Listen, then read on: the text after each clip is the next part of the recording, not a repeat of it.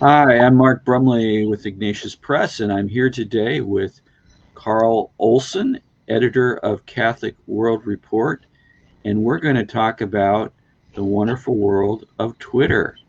Carl, recently we had a little bit of controversy surrounding Catholic World Report and Twitter. In fact, Twitter was so kind as to block the Catholic World Report account for a while. I say kind because for many of us, Twitter is a near occasion of sin. And so maybe from a certain perspective, it's a good thing. But tell us a little bit about why Twitter decided that Catholic World Report was not worthy to have its tweets made available to the general public. Yeah, Mark, it's kind of a funny story, even though it's a serious story, and obviously there's serious implications. But on January 19th, we had an automated tweet go out from our Catholic World Report account, and as you know, most of the Catholic World Report tweets are actually just automatically generated from the links and pieces that are put on Catholic World Report. So we don't use that particular uh, account to do a lot of editorializing or interaction. It's more about sharing links and information. And so this particular tweet was actually a tweet of a Catholic news agency news brief, which we carry. And this was about President Biden's appointment of Dr. Rachel Levine, who the author of the piece, Matt Hadro, identified Dr. Levine as a biological male who identifies as a transgender woman. And in fact, Dr. Levine was and is, in my view, a biological male, although he now considers himself to be a woman. So 4 days later, 5 days later, we received a note from Twitter saying that our account, the Catholic World Report account, had been locked because of this, and it was kind of a in bureaucratic speak, and it talked about potential hateful, discriminatory language. Mm-hmm. And so we knew that it had to be about this identification of Dr. Levine as a biological male who identifies as a transgender woman. So we asked Twitter for an explanation. We wanted to get them on the record as far as a specific point of reference. Why were they locking the account? And we received the next day a note from them just saying, we our judgment holds firm. You broke the Twitter rules, etc. We're not going to unlock the account. And so, you and I and some others discussed how to approach this, what to do. We never thought about deleting the tweet. That was the what Twitter asked or told That us. was the solution for, If we for wanted to get Twitter's back point of into view. the Twitter sandbox and play with the other kids, we would need to delete this particular tweet. And of course, we weren't going to do that. And then out of the blue, last Friday, so just almost a week ago, the account was unlocked. And we didn't receive a notice. There was no communication from Twitter. I think it was our managing editor, David Kilby, recognized that all of a sudden the account was now live. He was able to use it. And then he looked, and the particular tweet in question was still there. So Twitter didn't delete it. They didn't tell us the account was unlocked, but it's now unlocked, and we've been able to use it again. And then the last part of this is that we found out yesterday from Catholic News Agency, who did a story on this, that they were told by Twitter that basically the locking of our account and their judgment on this was done in error, and they have reversed their decision on it, but they did not communicate that to us. They communicated that to Catholic News Agency. So it's curious. It's kind of interesting. And then, of course, the bigger context too. Of course, there's been a number of other accounts. Focus on the Family had their account on Twitter locked, Yeah.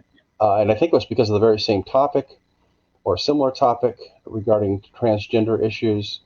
And there's been others that have reported as well being either locked or even having their accounts shut down. So Twitter clearly, it seems like the last couple of weeks since I would say since the Biden inauguration, it seems, has kind of worked to, I don't know how to put it. I mean, they've obviously locked and taken a certain approach to various, what we might call conservative or Christian or other related Twitter accounts. Of course, before Twitter threw off then President Trump, from Yeah. Twitter, I guess for lifetime banishment or whatever. We're not endorsing Donald Trump. We're nonpartisan, all that. So it would be odd if somehow this were associated with that. But it seems like it's just related to this question of how you identify transgender people. And what does that even mean? And also, in our day and age, what constitutes a hate crime? It's kind of hard to make sense of. I think in your editorial on this, you said, well, how can we keep up? We don't always know from day to day what's acceptable language when you can't just simply describe someone as a biological male who identifies as a transgender woman. That becomes offensive. Well, what next? Yeah, it keeps moving. The goalposts keep moving, and on top of that, it seems like there's an escalating speed that this is working at. I mean, it wasn't. I forget the exact dates, but back when Hillary Clinton was, as a point of reference, when Hillary Clinton was senator of New York, she gave a speech on the Senate floor in support of marriage being just between a man and a woman.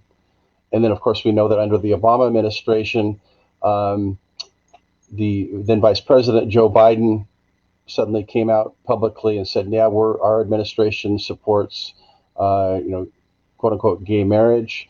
And then you had that move along. But then I would say since 2010 till now, over about a 10 or 11-year period, there's just been this rapid escalation of the issue of transgenderism.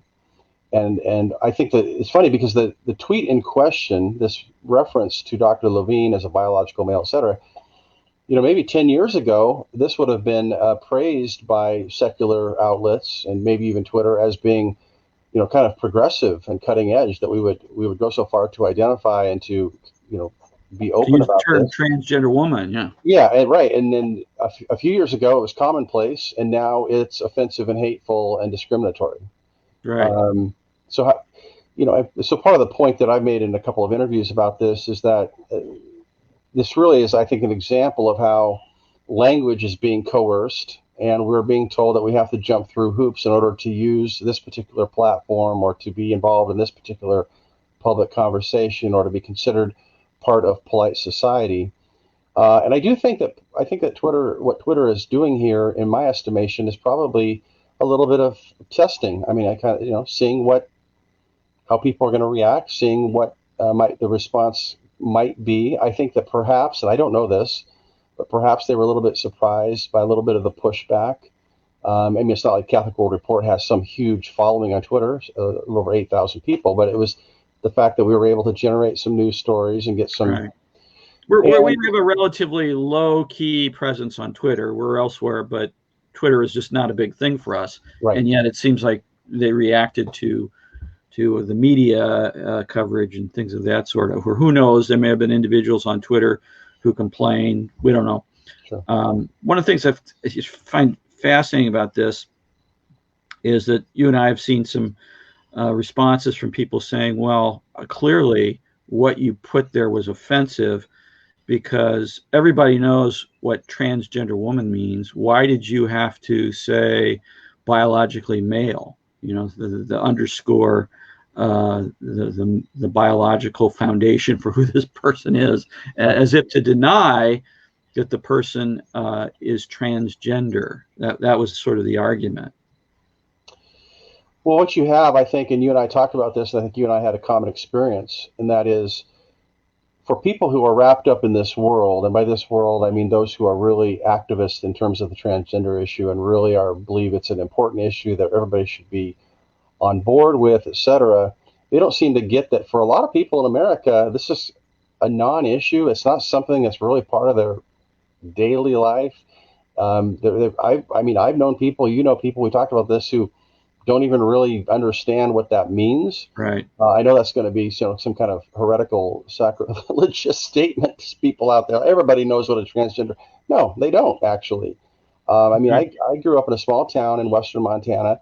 I've been back to visit several times the last few years. I think that a lot of people there, it's like, I don't really. It's just not part of their world. So part of the answer there is, well, that I think that description given there in that CNA brief is an accurate one. It's meant to help people understand. Dr. Levine was is a biological male who calls himself, a woman, a transgender woman. Of course, what's offensive to such folks is that we don't recognize it. No, there's no maleness here now anymore. But Right. biologically, scientifically, commonsensically, yes, there is. He's still a male. Right. That And is, that's the second point. The first point is that yeah, for the purposes of clarity, because we don't assume everybody understands what the term transgender woman means, exactly. the idea that we're going to indicate that this is someone who is biologically male, identifies in a way as a transgender woman. Uh, so that's a service that journalism provides in helping to people, the reader, who may not be up to speed on the latest terminology and lingo and ideas out there in popular culture, to understand what's being said. That's point one, and I do want to underscore this. I've had conversations with reasonably well-educated adults who don't follow every jot and tittle of this discussion, and there have been indications they're confused about what a transgender woman is. Is a transgender woman a man who now regards himself as a woman, or is it a woman who has become or regards herself as having become a man?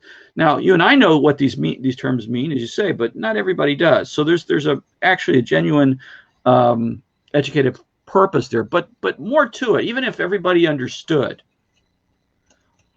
there's something problematic in doing a story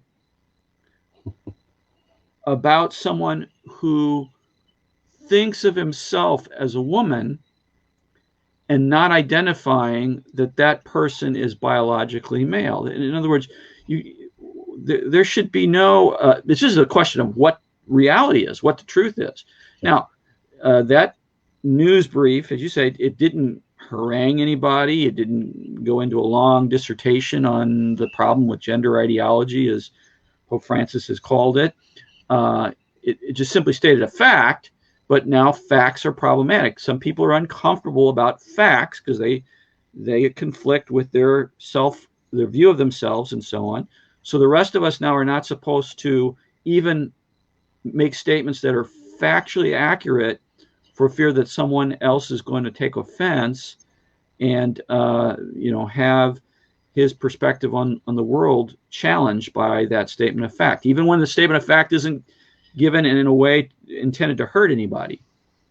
Well, right there, I think that last part is important because as you well know, for folks who believe this is offensive, they really do think that just saying that Dr. Levine is a biological male is actually hateful, maybe even a hate crime, even a bigoted, nasty way of approaching it.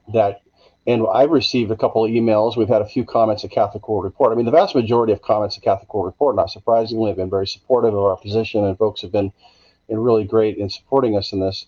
But there have been a few comments from people say, "Well, good for Twitter. This is hateful. This is why you have trans teens who are killing themselves." Well, that's a pretty strong statement. Right. So now they're saying that if we identify Dr. Levine as a biological male as part of a description in a journalistic piece, that some 16-year-old kid in the Midwest is going to consider suicide. I mean, this is what you have is a lot of emotion, a lot of feeling, a lot of therapeutic language thrown around by people who seem. I think this is the thing that I've been thinking about a lot. People who really don't want anything they disagree with to be anywhere near them. Anything that might go contrary to their worldview or perspective now has to be not just, I don't want to deal with it. It has to be banished. It has to be attacked. We need to get rid of it.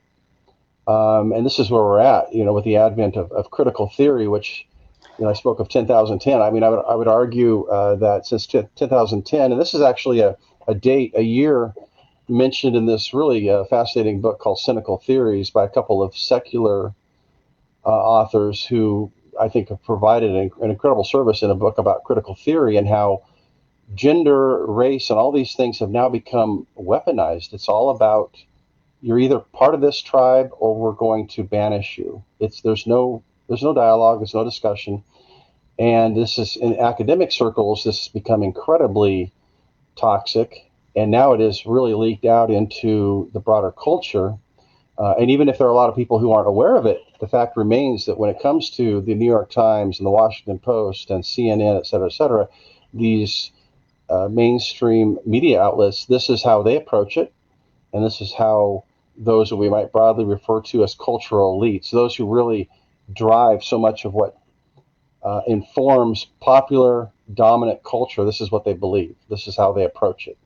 And we see it with race, we see it with sexuality, and so many other things. And so it's not, like you say, for us, it's a matter of truth and common sense and natural law and biology and science. I mean, we really do believe on good evidence that the science and the biology is in our corner. And yet, of course, as you know, Mark, Christians, especially those with Orthodox belief, are so commonly described as being anti-science or superstitious or whatever. And so science deniers. This is about language. I've several times I've been happy to promote this wonderful little book published by Ignatius Press by Joseph Pieper, Abuse of Language, Abuse of Power, which he wrote in the 1950s or earlier 40s. I think it was several decades ago. But Pieper, for those who I'll have to look and see, Carl. Here, I have it there. I actually have 2 copies, and I have no idea where they are right now. But that's right; they're probably in the back there somewhere. Pieper was a Thomist and a philosopher who fought against National Socialism, Nazism. Right. And he makes he draws upon Plato and of course more modern thinkers in really arguing that once you start to misuse language and use language in false ways, it's not just that you're lying, you're destroying relationship, you're destroying social fabric, you're destroying culture, you are hurting people. It's an inhumane way to relate and to communicate when you misuse language and say that no, he's not a man, he's now a woman because he says so. Those sort of things.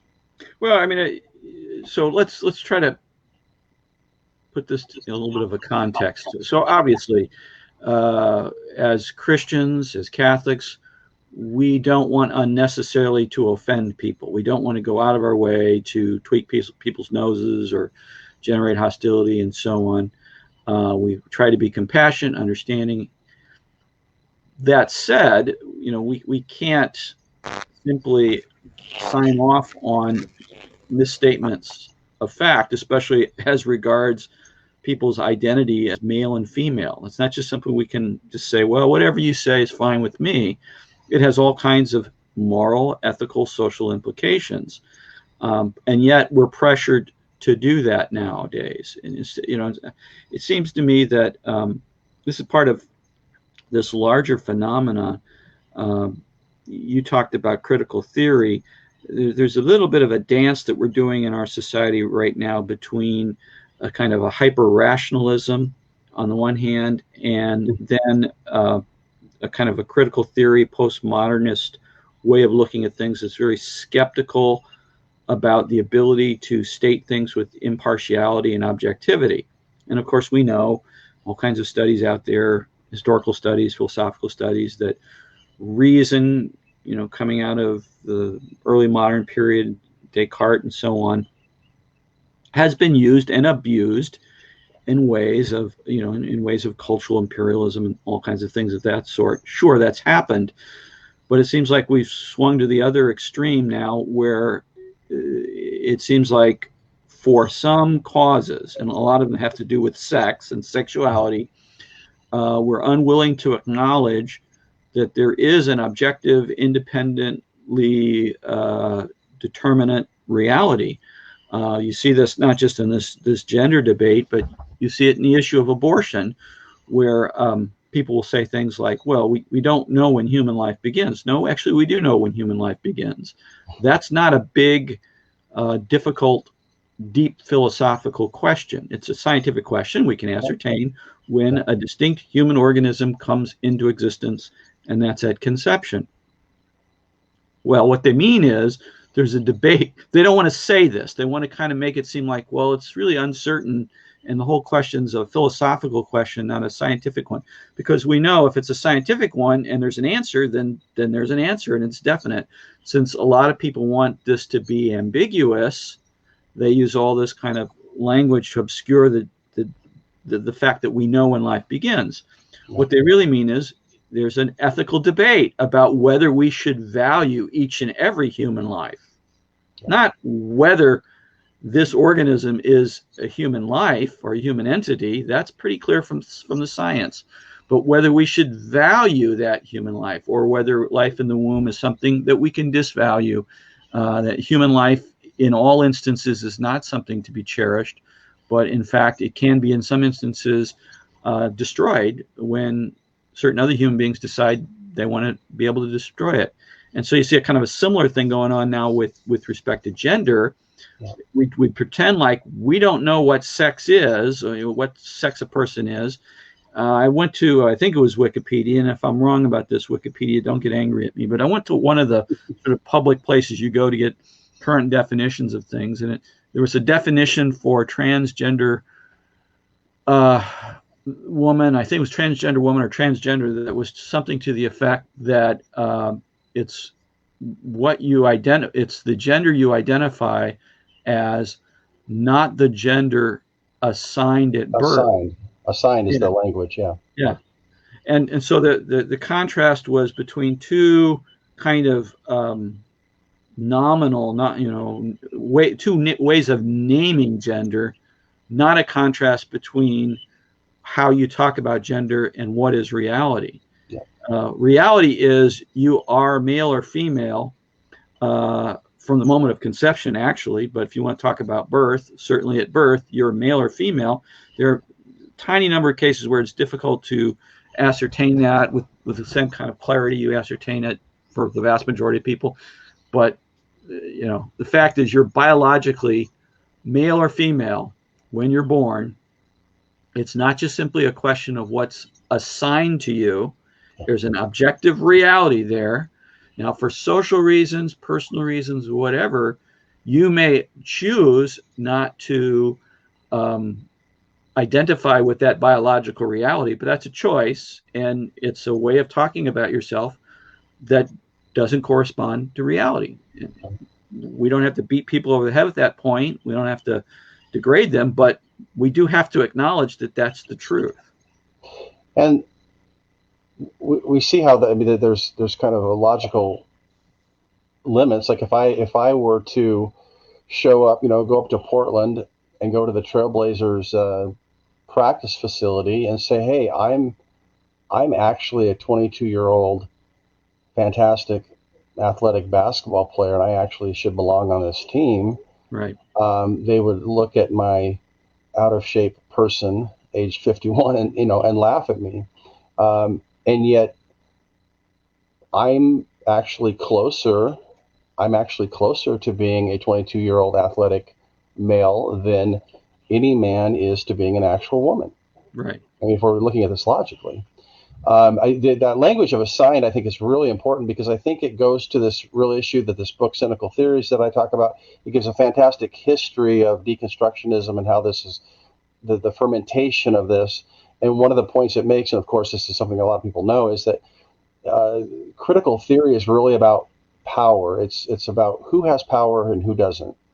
And so the idea that someone assigned me as being male when I was born, that's in a sense, well, that was their power. Now I'm taking the power for myself. I'm undermining and overthrowing that power, and I'm saying, no, I'm a woman. And so all of these different issues come down to a sense of power, those in power versus those who are the victims. And while that can be obviously too simplistic at some point, that's really foundational to understanding the whole approach. It's like folks want to have a completely subjective approach to reality, but then they're very objective when they demand a lot of other things. whether it become to political agendas or everything from climate change to whatever, then all of a sudden it's absolutely Right. scientific. It's Yeah. absolutely known. So That's the it's, schizophrenia I was talking about. On the one it's hand, we're very rational and scientific when yeah, we want to be, but then on the other hand, we can yeah. dismiss that or use that to characterize that as about power and control when we don't like it.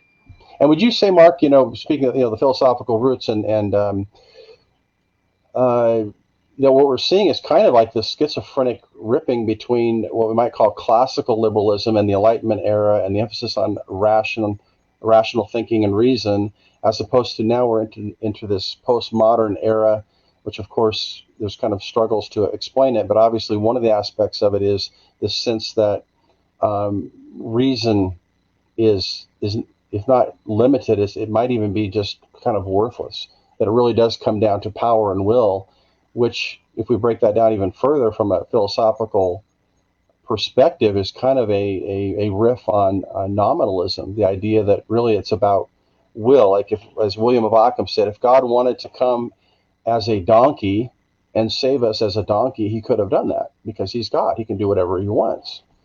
As opposed to an orthodox perspective, or which says no, God actually works with reason, and of course there's things that are supra rational, but he doesn't go contrary to reason. Nothing in the Christian faith, Christian theology, Catholic philosophy is in the end uh, contrary to sound reason. It's just that obviously the mysteries of the faith go beyond that. So it's like we live in a culture that's being torn apart between these two competing visions, and it just seems like the more radical aspect of postmodernism in the last few years has seemed to really gain a rapid upper hand. That's what's interesting to me, is how quickly this has happened, and you see it in a lot of different ways over the last few years. But certainly this gender issue, this transgender issue, is a big one right now. Yeah, no, I think you're right. And of course, again, a lot of it has to do with sex and the sexual revolution. I want, if reflecting the mindset of the sexual revolution, I should be able to have sex with whomever I want, whenever I want, for whatever reason, provided I respect the other person. In other words, I don't rape somebody. And that's right now, that's the only major limitation on my sexual expression. And, it used to be that idea was seen as radical, but it was tolerated. If you held that, well, that's fine for you to hold. But society in general, we're going to look down upon that. We're going to say, maybe we shouldn't outlaw that. Maybe you should be allowed in your private life to do that. But society as a whole, we're going to say that's not really a good, healthy attitude towards sexuality. Well, we've moved from that to if I publicly express any kind of criticism of that outlook, then somehow there's something wrong with me. I've become a bad guy. I've become intolerant and negative, and we've moved well beyond that to if I'm even uncomfortable with your claiming to be a woman, even though biologically speaking you're a man, there's a problem with me. So you're right. It's this radical disconnect. It's a deep, deep schizophrenia right now. I don't know what the solution is, other than a wholesale return to a more traditional understanding of human sexuality and human person. Yeah, along that very point, that last point you just made, I think that this is, I don't know if I mentioned it before in our previous conversations here, but we're going to be running a Catholic World Report very soon, a review of Joshua Mitchell's book titled American Awakening, which is about identity politics. And Mitchell, who is not a Catholic, but I think takes a very Catholic approach to this issue, a very deeply theological approach. He argues, I think, very cogently, very strongly, that we really have two options: a return to a Christian anthropology, which is rooted in understanding that each one of us is a sinner, each one of us is in need of redemption and salvation, or we return to a form of paganism in which it's tribal, deeply tribal, and in which whole classes or groups of people are done away with, banished. They are the sinners as a whole, as a group. It doesn't matter if, as an individual, you say, "Well, no, I don't agree with that. I believe this." No, you're part of this particular group. you need to be, in a sense, banished. In our culture, that would be, canceled or ignored or whatever it would be, mocked on social media, etc. And he makes a very strong case that these are the two options. And Mhm. I think, you go back to people like Chesterton who saw aspects of this coming even in the 1920s and 30s.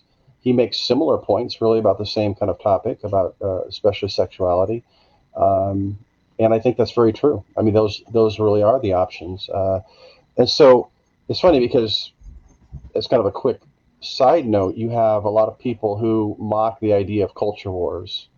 Mhm. Well, it's really a battle over what it means to be a human person and what is reality when it comes to the human person and sexuality and marriage and all these interrelated things which form the basis of society, from which then you have political order. I mean, we have things upside down. We tend to think that the political order is the foundation for everything, and then we construct everything else on top of that. That's part of our problem, actually. But really, it comes down to what is truth? What does it mean to be a human being, et cetera, et cetera? And then from that springs culture and political order and social order and all those different things. And this is the debate and the battle. And yes, it's really is a battle and a war of ideas, a war of different ideologies or philosophies that we're right in the middle of now. We talk about going back to a Christian anthropology. A lot of people hear that and they'll say, well, back in the days when everybody accepted a Christian anthropology, things didn't always go so well. There were gender disequality or lack of equality between men and women. There was an effort to rationalize or justify a fairly rigid socioeconomic class structure.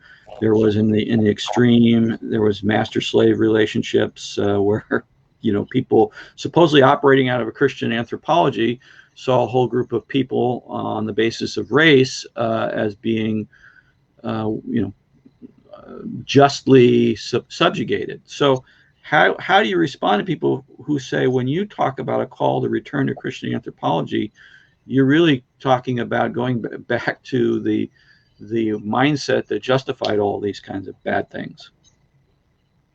Well, it's obviously How's that for a that's simple sure. question thrown With in at two the minutes end? to go, you drop that on me. Well, this has really been the debate of the 20th century in many ways, right? When you look at the communism, Nazism, other ideologies, the destruction, the murder of tens of millions of people, and I would agree. Fulton Sheen wrote an incredible book back in the 1930s on communism and Christianity, and he makes a very powerful point that I can't explicate fully here. But part of his point is part of communism was a result of failed Christianity. As Christians, we oftentimes fail to be true disciples of Christ. And communism, a big part of it was a desire to form a religious, secular, political ideology that would answer everything, that would handle all the problems of this world, as opposed to what was seen as a decadent and failed Christian order. Right. So I talk about retrieving a Christian anthropology. I'm really talking about a robust, biblical, traditional understanding of a human person as being created in the image and likeness of God, infused with real dignity and value, and then offered the incredible dignity and value of supernatural life through Christ and the Holy Spirit, etc. And that only there do we have the foundation for a really robust order. It doesn't mean that it can't exist without everybody being Christian. That's not the point. It's more that there has to be a particular view of the human person in relation to the Creator and the rest of the created realm. And I think what we have now are people who are saying, no, we can just create stuff as we wish, and we can remake it as we wish, and we can remake ourselves as we wish. And that's a recipe for disaster, to put it kind of in a short and perhaps simplistic fashion. I'm getting a message here. Somebody has posted, I guess, on Facebook, asking us what we're trying to accomplish with this posting. Are we trying to turn our Catholic Church into a judgmental hierarchy without understanding about temptation and how to overcome it? It says, again, you are pointing the faithful away from Christ on the cross. The only way to change abominations is through faith in Jesus Christ. The article you are defending was indefensible. Christ is preeminent in everything. Sinners cannot judge other sinners. St. Paul was a grave mortal sinner persecuting Christ and his new emerging church. Keep in mind that you may need conversion of your own. If you think you can judge the misguided sinner, you will become the misguided sinner. Of course, I don't want to make light of this comment, but the easy retort is, well, aren't you doing the very same thing in posing your comment that you claim that we're doing by making a critical comment? Yeah, there's a strong judgment being made here about us being judgmental. The whole issue of faith in Jesus, I don't see how anything that we've said is contrary to that. I mean, right. It's kind of, maybe we assume it too much, but to be clear, both of us here, believe in Jesus Christ as Lord and Savior. Right, and we're not trying to make light of people who have gender dysphoria and are confused. They biologically a certain gender, but they think of themselves as being another gender. No. We're not making light of that struggle, but we are saying that when we're talking about a journalistic account of a person, that it's dishonest to describe that person contrary to the truth. The person is a male. In this particular case, with Dr. Levine, we had someone who's biologically male who identifies as a transgender woman. That's a statement. Well, and to go to that really quickly, because I know our time is almost up here. This appointment of Dr. Levine was widely praised in the media as being a historical precedent-setting type of appointment. Well, why? If it's just a woman, why? Well, obviously because Dr. Levine identifies as a transgender woman. Well, what does that mean? Well, it means that Dr. Levine was a biological male. We're saying that he still is a biological male. So that's the part that's considered offensive. So to take that logically, what is being said here is that we are being mean-spirited by adhering to Catholic anthropology. I would also say the point about judgment, you and I, and this is a basic 101 moral theology issue. We never judge someone's souls. We're not passing judgment on Dr. Levine's soul. We are saying that this is a public issue for public discussion and rational discourse, right, and that we believe that Dr. Levine is a biological male, and that to say that saying so is offensive or hateful is ridiculous. It goes against common sense. It goes against the facts. It goes against the science. Right. It's that simple. Right. And of course, if Dr. Levine wants to regard himself as a woman, nobody's going to say we're going to throw you in jail for doing that. But that also doesn't oblige other people to agree with that. Just because I want to say I'm something doesn't mean that I can oblige other people to treat me as that's something, especially when it's contrary to reality. So now that's not to say, when you're interacting with people who identify as transgender, that you should be demeaning or insulting or anything of that sort. It's just simply, just because someone says you should treat me, I am a female, I am a woman, notwithstanding what gender I was assigned at birth, doesn't mean the rest of us have to suddenly now think, oh, this person is actually a woman.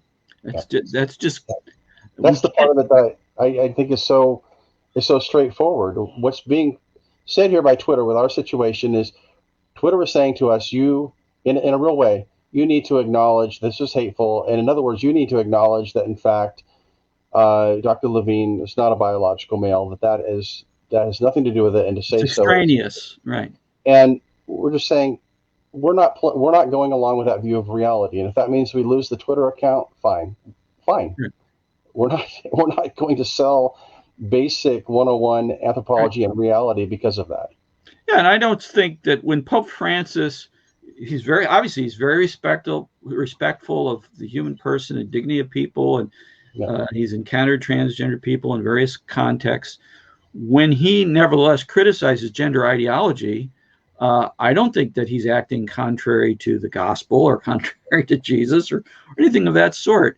So look, we have to we have to live in a grown-up world. And a grown-up world is a world where people disagree, and we can disagree and still respect other people. It is not disrespectful to disagree with the idea that because someone who is biologically one sex comes to regard himself as another sex or regard herself as another sex, it is not disrespectful to that person that the rest of us who don't see it that way continue to not see it that way. And if we're going to have to live in a society where we can't speak honestly about situations, honestly, but nevertheless respectfully of other people,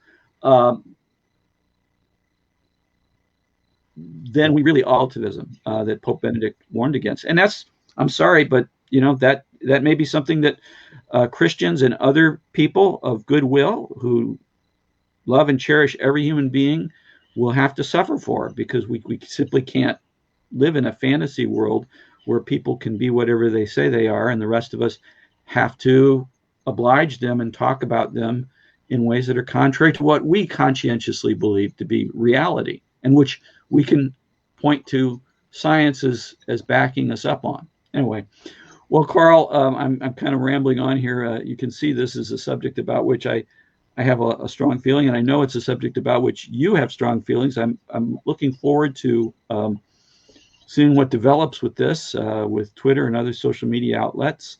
We appreciate all the effort you put into Catholic World Report, and thank you for taking the time to be with us today. Thanks, Mark. God bless.